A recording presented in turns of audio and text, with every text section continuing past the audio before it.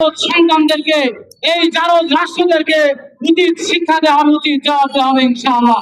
আমরা সাথে সাথে বাংলাদেশ সরকারকে আহ্বান জানাই, অবিলম্বে এই ইসরায়েল এবং যুক্তরাষ্ট্র হামলায় যে ইরাকে যে হামলা করা ইরানে যে হামলা করা হয়েছে, এই হামলার জন্য অবিলম্বে আপনারা নিন্দা জানান এবং আগামী সংসদ অধিবেশনে এর নিন্দা এবং প্রতিবাদ জানাবেন বলে আমরা আশা করি। আবার ষড়যন্ত্রে মেতে উঠেছে বিশ্বের 200 কোটি মুসলমান। জাগ্রত হও, উঠে দাও, ঘুরে দাও।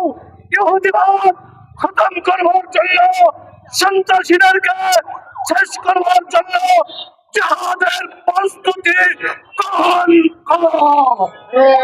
জিহাদের বিকল্প নাই, সন্ত্রাস মোকাবেলায়, জুলুমের মোকাবেলায় জিহাদের বিকল্প নাই।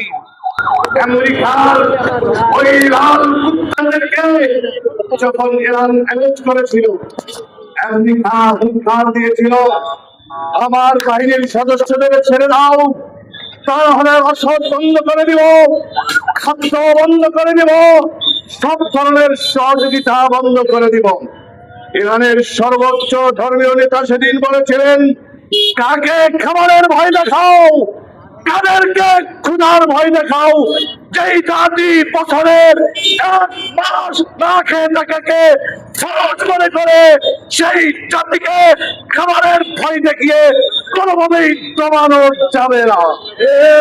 যাদেরকে রূপবার জন্য দ্বিতীয় হামান, ফিরআউন, নমরুদ, কারূন, আবু জাহেল, উতবা, শাইবারা ষড়যন্ত্র করেছিল, পারে নাই। মুসলমান বিজয় হয়েছিল রমজানুল মুবারকে।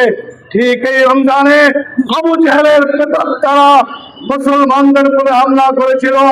বদরের যুদ্ধের মাধ্যমে আল্লাহ রাব্বুল আলামিন বিজয়ী মুসলমানদের দান করেছিলেন।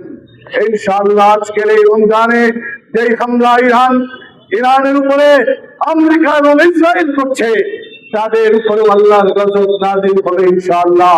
মুসলমানদের বিজয় অবশ্যম্ভাবী।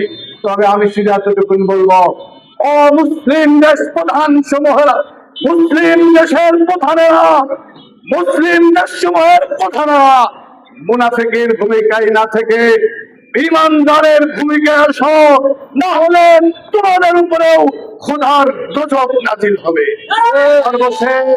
সর্বশেষ নবনির্বাচিত সরকার প্রধান জনাব তারেক রহমানকে বলছি, জালেমের পক্ষে নয়, মজলুমের পক্ষে থাকুন। অন্যায়ের পক্ষে নয়, ন্যায়ের পক্ষে থাকুন। আপনি আপনার পিতার ভূমিকা অবতীর্ণ হন, একজন ইমানদারের ভূমিকা অবতীর্ণ হন। বাংলাদেশের 18 কোটি মানুষ আপনার পাশে থাকবে ইনশাআল্লাহ। আমার ভাইয়েরা, আজকে যারা কষ্ট করে রোজা রেখে এই ইমানি প্রোগ্রামে, ইসলামী দ্বীনি প্রোগ্রামে শরীক হয়েছেন, আজকে এইখান থেকে আমরা পরিষ্কার ঘোষণা দিচ্ছি, আমার ভাইদের উপরে যে আঘাত হচ্ছে। একটা ছবি দেখেছি কালকে, যে একটা বালিকা বিদ্যালয়, ইরানের একটা বালিকা বিদ্যালয়, ছোট্ট ছোট্ট মেয়েরা বের হচ্ছে, তাদের প্রত্যেকটা ব্যাগের উপরে রক্তের দাগ লেগে আছে। ও খুলনার মুসলমানেরা, বাংলাদেশের মুসলমানেরা, বিশ্বের মুসলমানেরা, আজকে তোমার সন্তানের গায়ে রক্ত যদি গড়িয়ে পড়ে, স্কুল ব্যাগের উপরে পড়ে, তুমি বাবা হিসেবে এটা বরদাস্ত করতে পারো না। সুতরাং আজকে ইরানে আমার মেয়েদের উপরে, আমার বোনদের উপরে, মাদের উপরে ওই সন্ত্রাসী আমেরিকা, সন্ত্রাসী ইসরায়েল হামলা করছে। এখনই ময়দানে নামার সময়।